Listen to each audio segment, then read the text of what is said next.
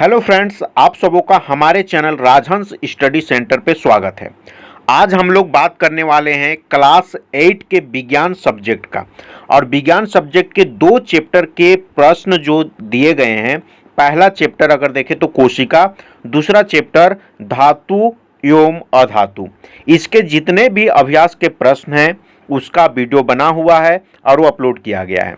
अगर वो वीडियो आप नहीं देखे हैं तो वो वीडियो का लिंक जो है इस वीडियो के डिस्क्रिप्शन पे दिया गया है, वहां से जाके आप वो वीडियो देख सकते हैं। वहां पे संपूर्ण क्वेश्चंस को एक एक करके समझाया गया है, उसका आंसर बताया गया है, कैसे आपको लिखना है, कैसे आपको पढ़ना है, कैसे आपको बनाना है, सारा वहां पे बताया गया है। सबका प्रॉपर आंसर दिया गया है। आज हम लोग बात करने वाले हैं चैप्टर नंबर 3। और चैप्टर नंबर 3 अगर हम लोग देखें 8 क्लास का तो इसमें दिया है सूक्ष्म जीव। और सूक्ष्म जीव से रिलेटेड जो भी अभ्यास के प्रश्न दिए गए हैं आज उनको हम लोग क्या करने वाले हैं, एक एक करके सॉल्व करने वाले हैं, कैसे आपको बनाना है। और हम लोग ये भी बात करेंगे आज कि आपको आने वाले एग्जाम यानी 2026 में 8 बोर्ड होगा, उसमें आपको तैयारी कैसे करना है, उसके लिए हमारे चैनल पे आपको क्या मिलने वाला है। तो इसके लिए आप हमारे चैनल पे बने रहें। अब तक सब्सक्राइब नहीं किए हैं तो जल्द से जल्द सब्सक्राइब कर लें और बेल आइकन को दबा के ऑल पे क्लिक कर लें, ताकि आगे आने वाले वीडियो का नोटिफिकेशन जाए और आप उसको देख सके, समझ सके और उससे ज्ञान प्राप्त कर सकें और आने वाले एग्जाम के लिए तैयारी कर सकें। तो बिना देर किए चलते हैं और आज जानते हैं सूक्ष्म जीव से जितने भी अभ्यास के प्रश्न दिए हैं उनको एक एक करके हल करते हैं।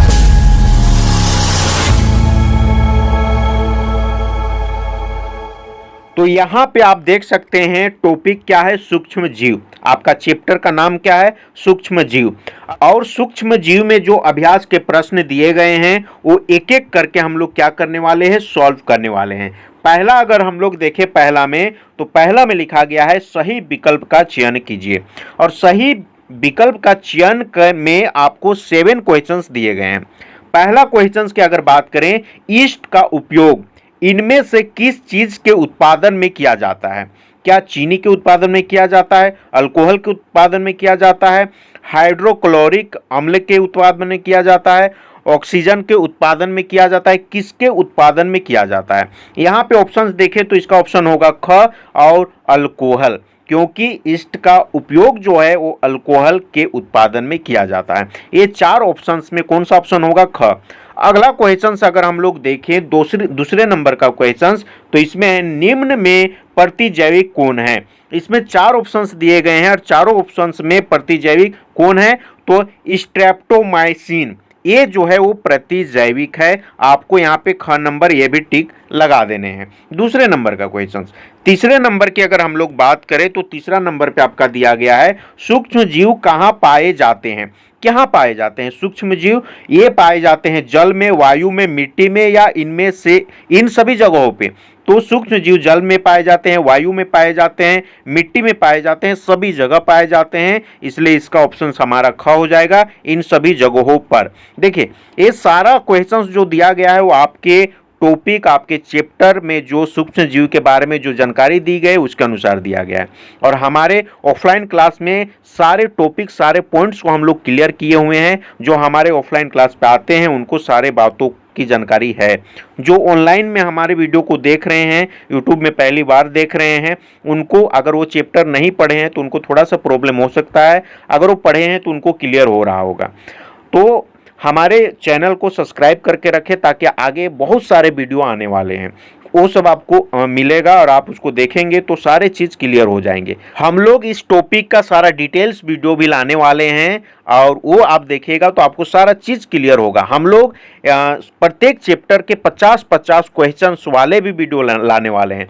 आपके साइंस में जितने भी चैप्टर्स दिए गए हैं प्रत्येक चैप्टर में 50 क्वेश्चंस जो आपके एग्जाम में कारगर साबित होंगे। 2026 में जब आपका 8 बोर्ड होगा आपका कारगर साबित होगा वो एग्जाम में।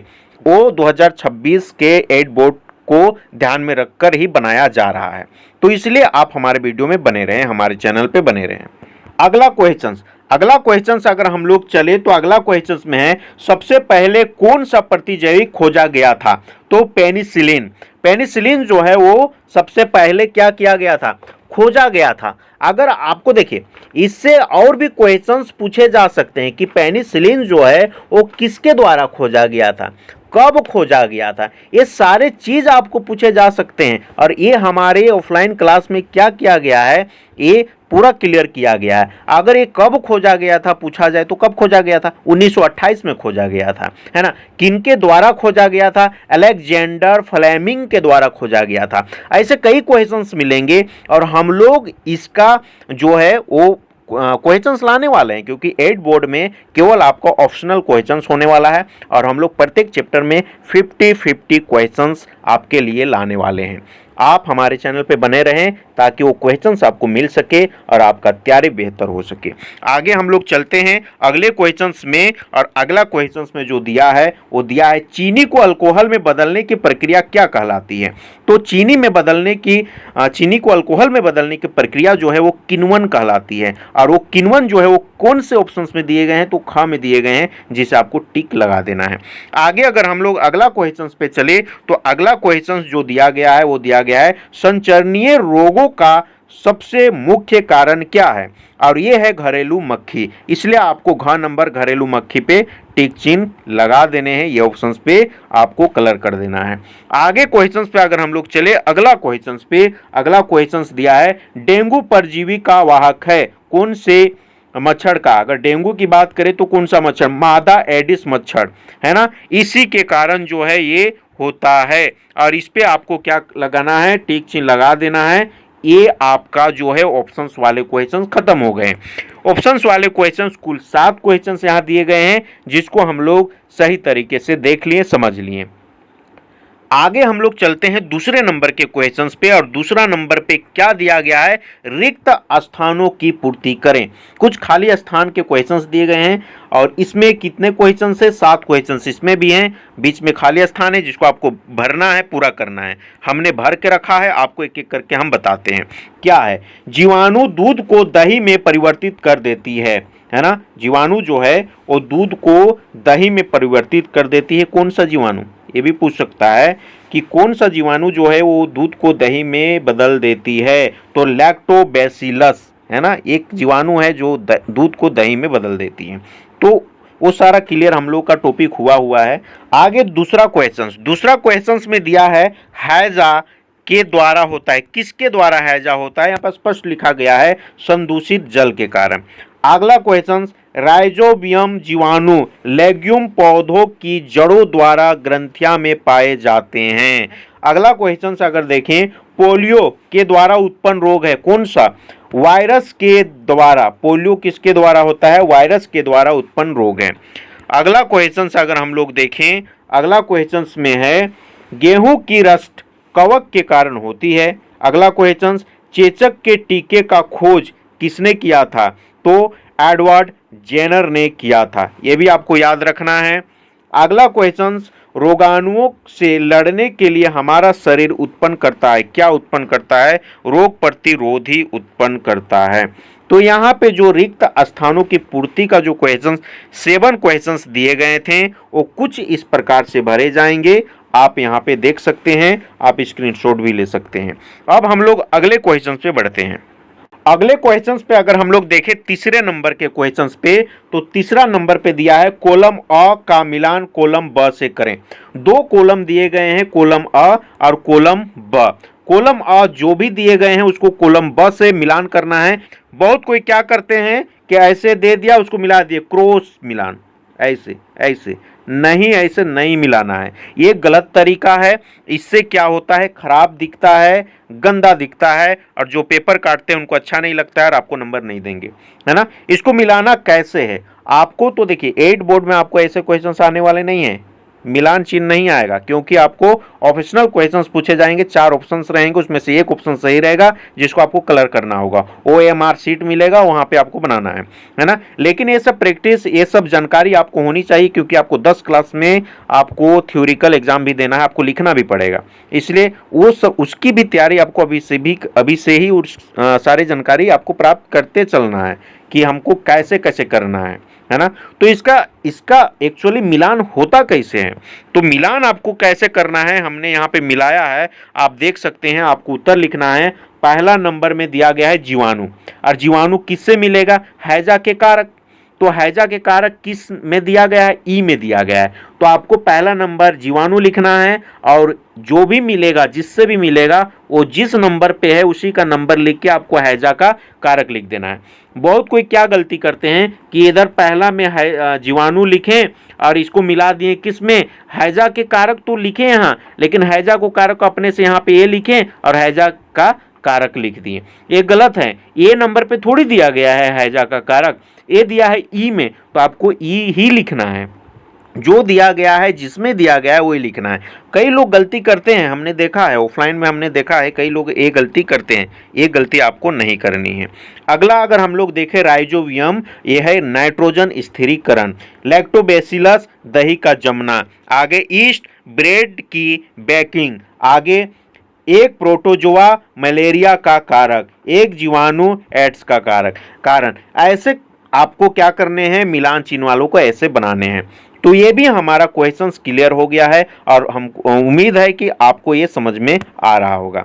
अगला क्वेश्चंस हम लोग चलते हैं चौथे नंबर के क्वेश्चंस पे, और चौथा नंबर पे क्वेश्चन जो दिया गया है वो सूक्ष्म जीवों के मुख्य वर्ग कौन कौन से हैं। देखिए, सूक्ष्म जीव के मुख्य वर्ग आपको बताने हैं। आपकी किताब में जो दिया गया है वही वर्ग मैं यहाँ पे लिखा हूँ, वर्ग और भी हैं, लेकिन आपकी किताब में 8 क्लास की किताब में जितने को जिक्र किया गया है उसी के आधार पे यहाँ पे क्वेश्चंस का आंसर दिया गया है।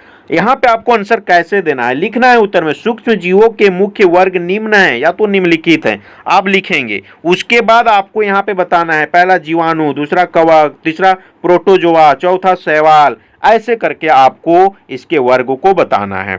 आगे अगले क्वेश्चन पे अगर हम लोग बढ़ें, 5वें नंबर के क्वेश्चन पे, 5वां नंबर में क्या है, प्रमुख प्रतिजैविक के नाम लिखिए। तो प्रतिजैविक कौन कौन से हैं उनके नाम आपको लिखने हैं। तो प्रतिजैविक का नाम लिखने के लिए आपको उत्तर में क्या देना है, प्रमुख प्रतिजैविक के नाम कुछ इस प्रकार से हैं।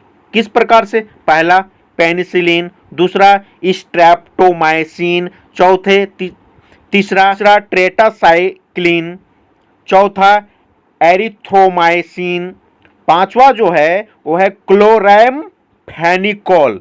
तो ऐसे जो प्रतिजैविक हैं उनके आपको क्या देना है, आपको नाम बता देना है ना। तो ये भी क्लियर हो गया 5वें नंबर के क्वेश्चंस। आगे हम लोग बढ़ते हैं 6ठे नंबर के क्वेश्चंस पे, और 6ठवें नंबर पे क्या दिया है, मनुष्य में फफूंद कवक के उत्पन्न 2 रोगों के नाम लिखें, है ना। मनुष्य में फफूंद कवक से उत्पन्न 2 रोगों के नाम बताने हैं, है ना। क्या क्या रोग होते हैं मनुष्य में, मानव में बोला है। तो मनुष्य में फफूंद से उत्पन्न 2 प्रमुख रोग निम्नलिखित हैं।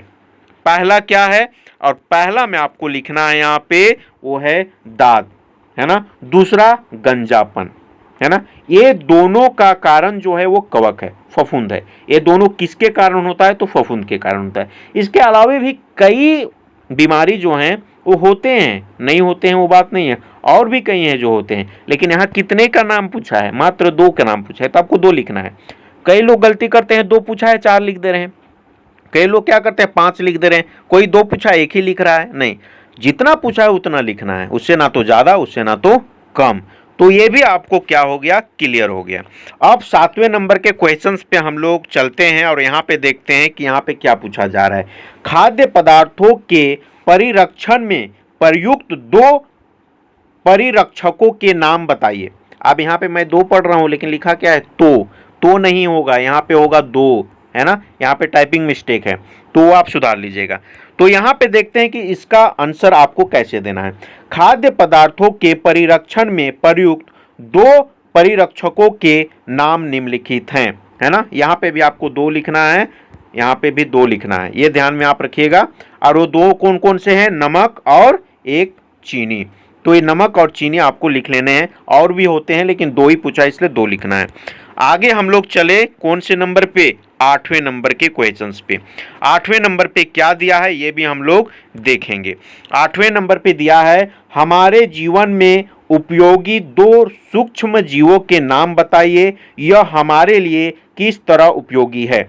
देखिए इस प्रकार के क्वेश्चंस थोड़े से क्या होते हैं, कंफ्यूजन वाला होते हैं या तो टफ होते हैं, ये भी हम मान सकते हैं। क्यों टफ होते हैं, इस क्वेश्चंस में जो आपको 8 नंबर पे जो क्वेश्चंस दिया है इसमें कुल 2 क्वेश्चंस है। कैसे, हमारे जीवन में उपयोगी 2 सूक्ष्म जीव के नाम बताइए, ये पहला क्वेश्चन हुआ, 2 नाम आपको बताना है। अगला, यह हमारे लिए किस तरह उपयोगी होती है, दूसरा क्वेश्चन है। अब उसके उपयोगी के बारे में बताना है कि हमारे जीवन में आखिर वो क्यों उपयोगी है। तो हम लोग उसी प्रकार से इसका आंसर देंगे। अब देखिए इसका आंसर क्या देना है, उत्तर, हमारे जीवन में उपयोगी 2 सूक्ष्म जीवों के नाम। पहला लैक्टोबैसिलस, ये हमारे जीवन में इसका उपयोगी है, क्यों है आगे हम लोग देखेंगे। आप दही खाते होंगे है ना, दही कैसे बनता है, इसी के कारण बनता है, तब आप खाते हैं, तो इसका हम लोग उपयोगी देखेंगे, उपयोग देखेंगे हमारे जीवन में। दूसरा है राइजोबियम, और राइजोबियम भी हमारे लिए बहुत उपयोगी है ना। नाइट्रोजन स्थिरीकरण किसके कारण होता है, इसी के कारण होता है। ये भी एक है, और भी कई कारण हैं, लेकिन ये भी हमारा नाइट्रोजन स्थिरीकरण के लिए बहुत उपयोगी है, और इसके अलावा और भी कई जो हैं वो उपयोगी हैं हमारे लिए। आगे देखिए, ये आपको तो लिखना है उत्तर में, हमारे जीवन में उपयोगी 2 सूक्ष्म जीवों के नाम, लैक्टोबैसिलस और राइजोबियम। आगे देखते हैं लैक्टोबियस का उपयोग हमारे जीवन में और राइजोबियम का हमारे जीवन में उपयोग, है ना। क्या लिखना है उपयोग में, हमारे लिए उपयोगी क्यों है लैक्टोबैसिलस, है ना, पाचन सुधारता है ना, पहला पाचन सुधारने के लिए, है ना, दही खाते हैं हमारे पाचन के लिए वो अच्छा है। डायरिया में राहत, लैक्टोज पचाने में मदद, संक्रमण में रक्षा, प्रतिरक्षा वृद्धि, ये सारा काम जो है वो हमारे शरीर में करता है। ये सब सारे लाभ हमको प्राप्त होते हैं इससे, इसलिए ये हमारे लिए क्या है, लाभदायी है। अगला देखें राइजोबियम, नाइट्रोजन फिक्सेशन या स्थिरीकरण हम वो भी बोल सकते हैं यहाँ पे, मिट्टी उर्वरता वृद्धि, रासायनिक खाद की कमी, फसल उत्पादन वृद्धि, रोग व पर्यावरणीय तनाव से रक्षा, ये सारा काम जो है वो राइजोबियम करता है, इसलिए हमारे लिए क्या है, ये उपयोगी है। तो ये उपयोगी भी आप देख लिए और 2 नाम भी देख लिए। कुछ इस प्रकार से आपको इसका आंसर देना है। कई लोग देते हैं लगातार लिखना स्टार्ट किए और अंत कर दिए, कैसे, यहाँ से चालू किए लिखना लिखना लिखना स्टार्ट करके खत्म कर दिए। अरे पहले समझिए क्या पूछा है, 2 क्वेश्चंस दिए गए हैं, पहले नाम लिखिए उन दोनों का, उसके बाद उसका उपयोग बताइए, और उपयोग के लिए आप हेडिंग जरूर लिखिए कि इसका उपयोग हमारे जीवन में, इसका उपयोग पहला ऐसे करके लिखेगा, आपको नंबर अच्छा मिलेगा। लगातार लिख दीजिएगा, मिलेगा नंबर लेकिन अच्छा नहीं मिलेगा। आगे चलते हैं, अगला क्वेश्चंस पे हम लोग चलते हैं 9 नंबर के क्वेश्चंस पे, और 9 नंबर पे दिया है प्रतिजैविक क्या है, इसके उपयोग के कौन कौन सी सावधानियां रखनी चाहिए। इसमें भी 2 क्वेश्चंस हैं, आपको ध्यान देना है। प्रतिजैविक क्या है इसके बारे में पहले बताना है, और इसका उपयोग जब आपको करना है तो क्या सावधानी रखनी चाहिए इसके बारे में भी लिखना है, इसलिए ये भी 2 क्वेश्चंस हैं। अब इसका हम लोग सॉल्यूशन करते हैं, इसका उत्तर देते हैं। यहाँ पे लिखा हुआ है प्रतिजैविक, जिसको हम लोग इंग्लिश में एंटीबायोटिक कहते हैं, एक प्रकार के रासायनिक पदार्थ हैं। एक क्या है, एक प्रकार का रासायनिक पदार्थ है जिसका निर्माण सूक्ष्म जीवों द्वारा होता है। प्रतिजैविक का निर्माण किसके द्वारा होता है, सूक्ष्म जीवों के द्वारा होता है। एक क्या है, एक एंटीबायोटिक है, और एक क्या है, एक रासायनिक पदार्थ है। ये भी आपको ऑप्शन से पूछे जा सकते हैं, प्रतिजैविक किस प्रकार के पदार्थ हैं, तो रासायनिक पदार्थ हैं, ऐसे आपको बनाना होगा। तो ये तो आपको क्लियर हो गया कि प्रतिजैविक एक प्रकार के रासायनिक पदार्थ हैं जिसका निर्माण सूक्ष्म जीवों द्वारा होता है। अब आके इसकी सावधानी लिखना है आपको, सावधानी कि इसको यूज करने के लिए, एंटीबायोटिक को जब हम यूज करते हैं तो हमको क्या क्या सावधानियां जो है वो रखनी चाहिए। पहला सावधानी, हमें डॉक्टर की सलाह से ही एंटीबायोटिक लेना चाहिए, यानी प्रतिजैविक लेना चाहिए, बिना डॉक्टर की सलाह का इसे नहीं लेना चाहिए। तो ये पहला सावधानी जो है वो आपको रखने हैं। दूसरा, इसका कोर्स हमेशा पूरा करना चाहिए। अगर आपको डॉक्टर सलाह देता है कि आपको एंटीबायोटिक चाहिए तो उसका जो भी कोर्स होगा वो डॉक्टर बताएगा आपको कितना दिन का कोर्स करना है, वो पूरा करना चाहिए, बीच में छोड़ना नहीं। छोड़ने से क्या होगा देखिए, अन्यथा अगली बार यह एंटीबायोटिक असर नहीं करेगा। अगर आप इसको अधूरा करते हैं, बिना कोर्स किए इसको छोड़ देते हैं, तो अगले बार जब आपको ज़रूरत पड़ेगा तो ये काम ही नहीं करेगा आपके शरीर में। ये इसका एक कारण है, इसलिए ये कोर्स पूरा करना चाहिए। अगला पॉइंट्स देखते हैं, अगला क्या हमको सावधानी रखनी है। प्रतिजैविक का अधिक प्रयोग हमारे शरीर में उपस्थित लाभदायक जीवाणु को भी नष्ट कर देते हैं, इसलिए इसको बिना वजह नहीं लेना चाहिए। ये क्या करता है, अगर हम बिना डॉक्टर के सलाह के, है ना, बिना सोचे समझे अगर इसको हम लोग अधिक मात्रा में ले लिए तो ये क्या करेगा, हमारे शरीर में जो लाभदायक जीवाणु है उसको नष्ट कर देगा। इसलिए इसे बिना वजह, बिना सोचे समझे, बिना डॉक्टर के सलाह के नहीं लेना चाहिए। आगे अगला पॉइंट देखें, विषाणु से उत्पन्न रोगों के लिए प्रतिजैविक असर कार्य नहीं होता है ना।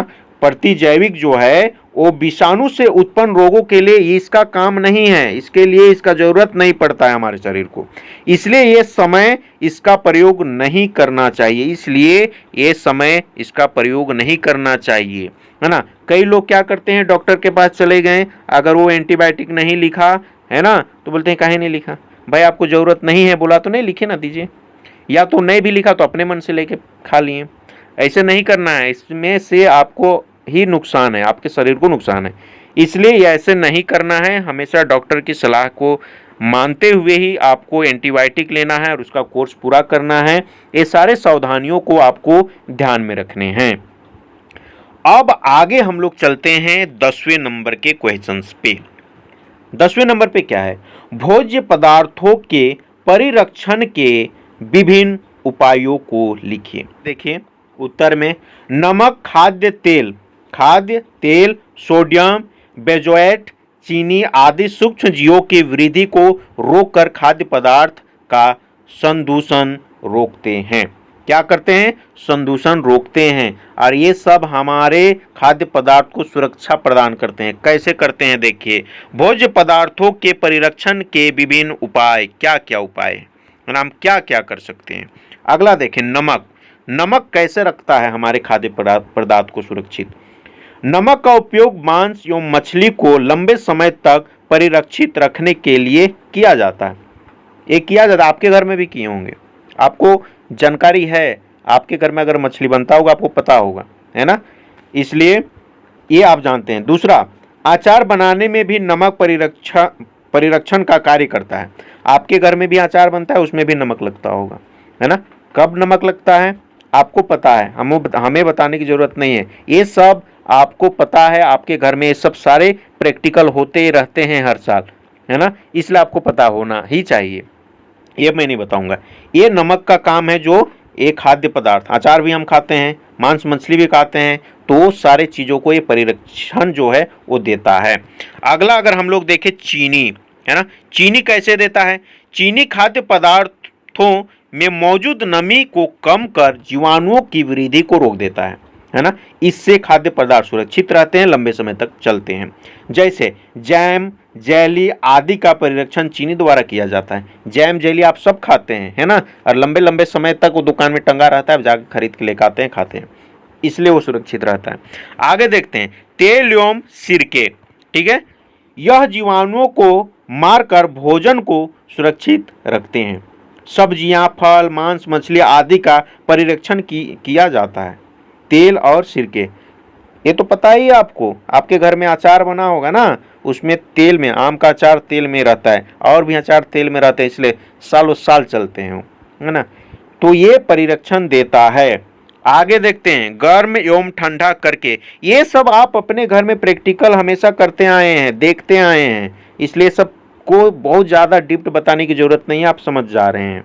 आगे देखते हैं, गर्म एवं ठंडा करके, किसी चीज़ को गर्म और ठंडा करके भी परिरक्षण किया जाता है। घरों में सब्जियों या अन्य कई चीज़ों को फ्रीज में रखकर उन्हें खराब होने से बचाते हैं, है ना। क्या करने से बचाते हैं, खराब होने से बचाते हैं। देखिए यहाँ पे थोड़ा स्पेस छूट गया है, थोड़ा सा यहाँ पे मिस्टेक है, वो आप सुधार लीजिएगा, या तो जब आपको, अगर आपको PDF चाहिए तो आप क्या कीजिएगा, कमेंट सेक्शन पे लिंक और चैप्टर का नाम भेजिएगा, आपको पीडीएफ सेंड कर दिया जाएगा, लिंक सेंड किया जाएगा, पीडीएफ ने लिंक सेंड किया जाएगा, उसमें क्लिक करके आप उसे डाउनलोड कर सकते हैं, अपने उपयोग में ला सकते हैं।